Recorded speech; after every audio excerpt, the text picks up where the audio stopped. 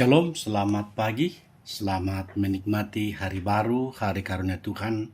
Hari ini, hari Sabtu 24 Januari 2026. Sebelum kita memulai aktivitas kita hari ini, Ibu Bapa, Saudara-saudara, dan anak-anak aku sekalian yang dikasihi di dalam Kristus Yesus, kita membaca, mendengarkan, dan merenungkan firman Tuhan dari Lukas 5 ayat 27 sampai dengan ayatnya yang ke-32. Lukas 5 ayat 27 sampai dengan ayatnya yang ke-32. Sebelum kita membacanya, mari kita minta kekuatan di dalam doa. Kita berdoa. Terima kasih Tuhan Yesus, Engkau sudah membangunkan kami dengan tubuh yang sehat. Kami akan memulai aktivitas kami, kegiatan kami hari ini. Tuhan kiranya berkenan melindungi, menyertai kami. Biarlah ya Bapa kami boleh beraktivitas dalam lindungan, kuasa dan kasih Tuhan. Ya Bapa, dengarkan doa kami, karena kami akan membaca, mendengarkan dan merenungkan firman-Mu. Dalam Kristus kami berdoa. Amin. Lukas pasal 5 ayat 27 sampai dengan ayatnya yang ke-32. Lembaga Alkitab Indonesia memberikan judul Lewi Pemungut Cukai Mengikut Yesus. Firman Tuhan demikian. Kemudian ketika Yesus pergi keluar, ia melihat seorang pemungut cukai yang bernama Lewi sedang duduk di rumah cukai. Yesus berkata kepadanya, "Ikutlah aku." Maka berdirilah Lewi dan meninggalkan segala sesuatu lalu mengikut dia. Dan Lewi mengadakan suatu perjamuan besar untuk dia di rumahnya, dan sejumlah besar pemungut cukai dan orang-orang lain turut makan bersama-sama dengan dia. Orang-orang Farisi dan ahli-ahli Taurat bersungut-sungut kepada murid-murid Yesus, katanya, "Mengapa kamu makan dan minum bersama-sama dengan pemungut cukai dan orang berdosa?" Lalu jawab Yesus kepada mereka, katanya, "Bukan orang sehat yang memerlukan tabib, tetapi orang sakit. Aku datang bukan untuk memanggil orang benar, tetapi orang berdosa, supaya mereka bertobat."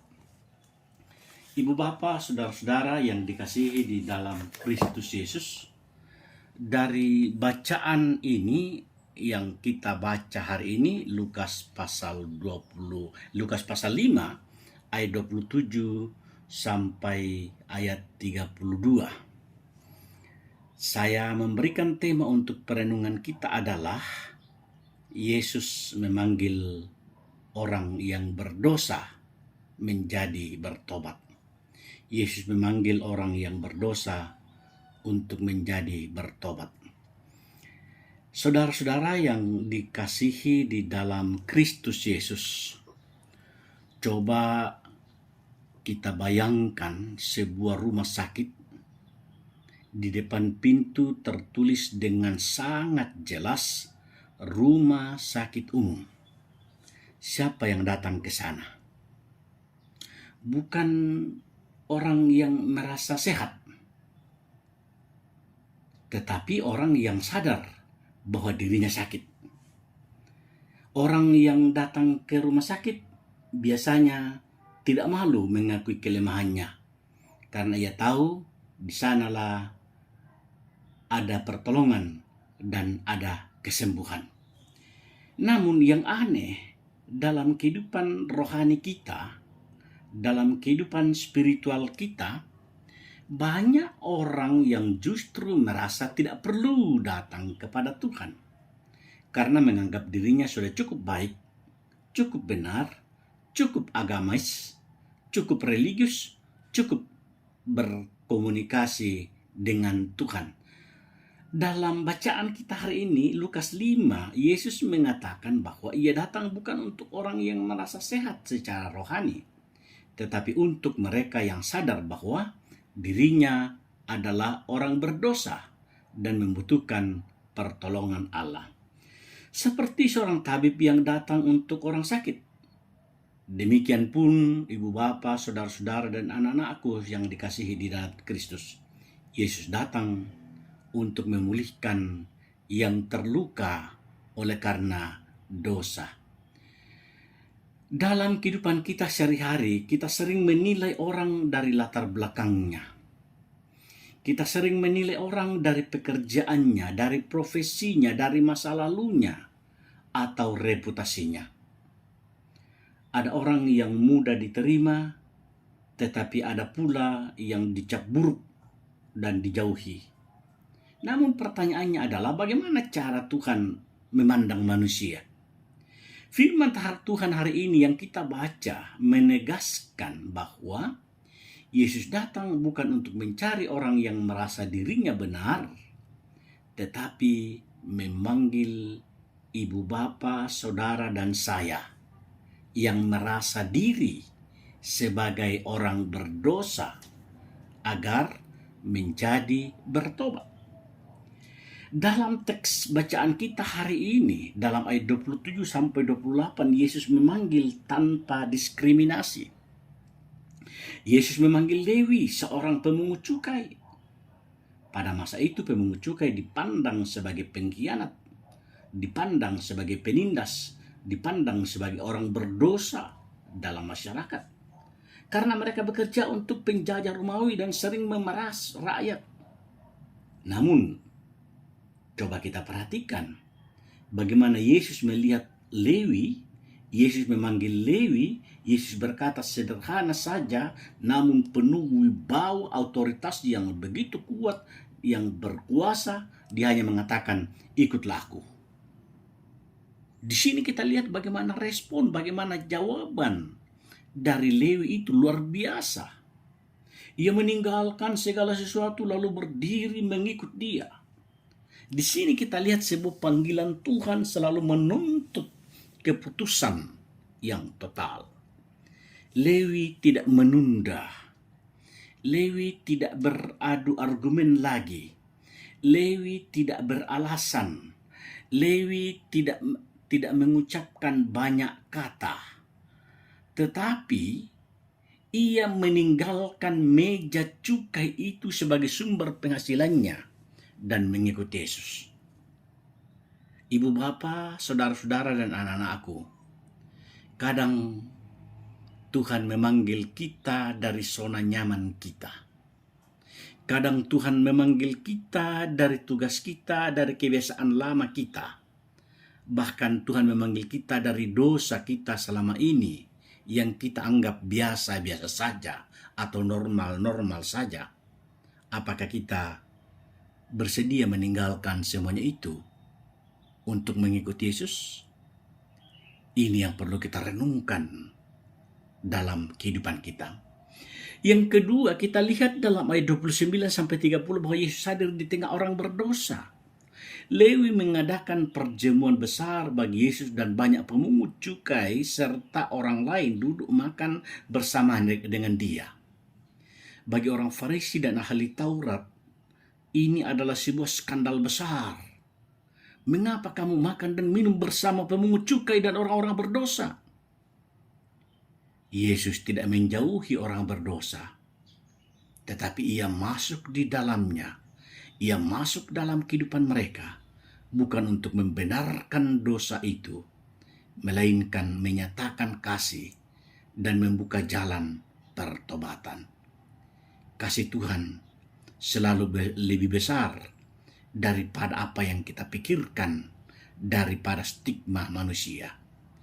Gereja, ibu bapa, saudara, dan saya, semua orang percaya, dipanggil bukan hanya berkumpul dengan orang yang baik-baik dalam tanda kutip, tetapi dipanggil menjadi terang di tengah dunia yang terluka, dipanggil dan diutus ke dalam dunia yang berdosa. Yang ketiga, kita lihat dalam ayat 31. Yesus datang untuk menyembuhkan yang sakit. Di sini kita lihat jawaban Yesus sangat singkat, jelas. Bukan orang yang sehat yang memerlukan tabib, tetapi orang sakit. Yesus memakai gambaran tabib. Orang sehat tidak merasa perlu dokter. Orang sakit sadar bahwa ia membutuhkan pertolongan.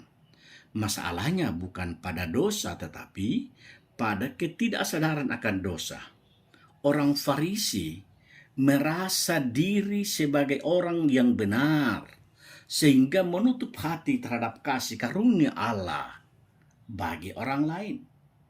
Kadang juga dalam kehidupan kita, ibu bapak, saudara-saudara, dan anak-anak aku sekalian, pertanyaannya adalah, apakah kita datang kepada Tuhan dengan kerendahan hati? Apakah kita datang kepada Tuhan mengakui kelemahan dan dosa kita? Ataukah kita datang kepada Tuhan justru merasa diri cukup, justru merasa diri baik, justru merasa diri agamis, justru merasa diri dekat dengan Tuhan dan tidak memerlukan pertobatan? Coba kita renungkan secara mendalam, apakah kita kadang seperti itu? Yang terakhir, yang saya mau katakan dalam firman hari ini, dalam ayat 32, apa tujuan kedatangan Yesus? Tujuan kedatangan Yesus ke dalam dunia, ayat 32, adalah pertobatan. Karena Yesus menegaskan, aku datang bukan untuk memanggil orang benar, tetapi orang berdosa supaya mereka bertobat. Pertobatan bukan sekedar rasa bersalah, tetapi pertobatan adalah perubahan hati, perubahan arah hidup kembali kepada Allah. Lewi bukan hanya dipanggil, tetapi diubahkan dari pemungut cukai menjadi murid Tuhan. Ibu bapak, saudara-saudara, setiap orang memang memiliki masa lalu yang bermacam-macam. Tetapi di dalam Kristus selalu ada masa depan. Tidak ada dosa yang terlalu besar sehingga kasih Tuhan tidak sanggup mengampuni. Karena itu firman hari ini dari Lukas pasal 5 ini mengingatkan kita bahwa Yesus memanggil siapa saja.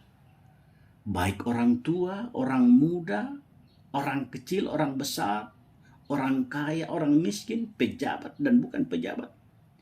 Yesus mengasihi orang berdosa. Yesus menawarkan pengampunan dan hidup baru. Hari ini Yesus memanggil kita, ikutlah aku. Pertanyaan bagi kita adalah, apakah kita layak di hadapan Tuhan? Tetapi apakah kita mau merespon panggilannya? Kiranya kita semua dengan rendah hati datang kepada Tuhan, bertobat, dan hidup sebagai orang yang telah dipulihkan oleh kasih-Nya.